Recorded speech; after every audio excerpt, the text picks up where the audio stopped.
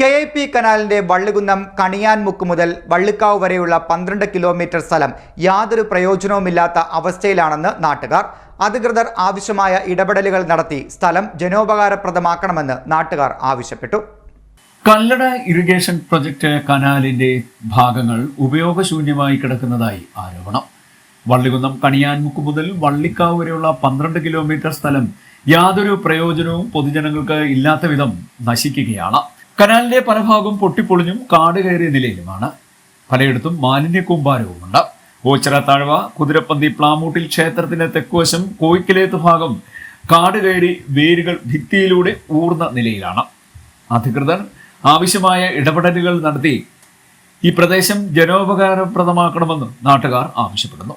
1960 കൊല്ലം, പത്തനംതിട്ട, ആലപ്പുഴ ജില്ലകളിലെ കുടിനീർ ക്ഷാമവും കൃഷിക്ക് ഉപയുക്തമായ രീതിയിൽ ജലമെത്തിക്കുന്നതിന് വേണ്ടി തുടങ്ങിയ കേരളത്തിലെ ഏറ്റവും വലിയ ജലസേചന പദ്ധതിയാണ്.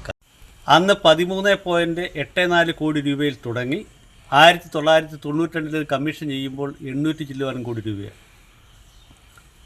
ഈ പദ്ധതി കൊണ്ട് കാര്യമായ യാതൊരു പ്രയോജനവും ഉണ്ടായിട്ടില്ല എന്ന് മാത്രമല്ല, ഇതിനകത്ത് നടന്നത് ഒഴുകി മാറിയതും കോടികളുടെ അഴിമതി പണങ്ങളായി.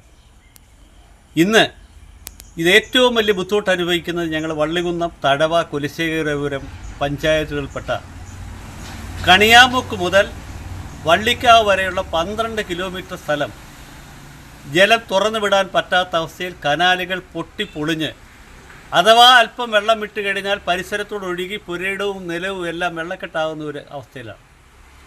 കാലാകാലങ്ങൾ ഇതിന് മെയിൻ്റനൻസിന് വേണ്ടി കോടികളെ ചെലവഴിക്കുന്നു എന്ന് പറയുന്നതല്ലാതെ ഇന്ന് വരെ കണിയാമുക്കിലെ ഒരു ജലസംഭരണി മുതൽ വള്ളിക്കാവ് വരെയുള്ള ഈ പ്രദേശങ്ങളിൽ ഒരിക്കൽ പോലും ഇതിൻ്റെ മെയിൻ്റനൻസ് വർക്ക് നടത്തിയിട്ടില്ല.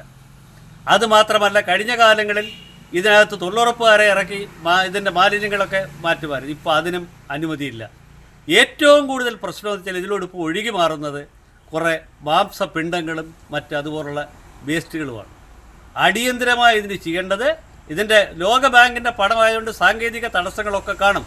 എങ്കിലും ഇത് കണിയാമുക്ക് മുതൽ വള്ളിക്കാവ് വരെയുള്ള 12 കിലോമീറ്റർ സ്ഥലത്തെ ഈ കനാല് എങ്ങനെങ്കിലും അതിൻ്റെ അനുമതി വാങ്ങി സർക്കാർ തലത്തിൽ വലിയ സമ്മർദ്ദം ചെലുത്തി MLA, MP അടക്കമുള്ളവർ ഇതിൻ്റെ മുന്നിൽ നിന്നുകൊണ്ട് ഈ പ്രദേശവാസികളെ മാലിന്യത്തിൽ നിന്ന് രക്ഷിക്കുവാൻ വേണ്ടി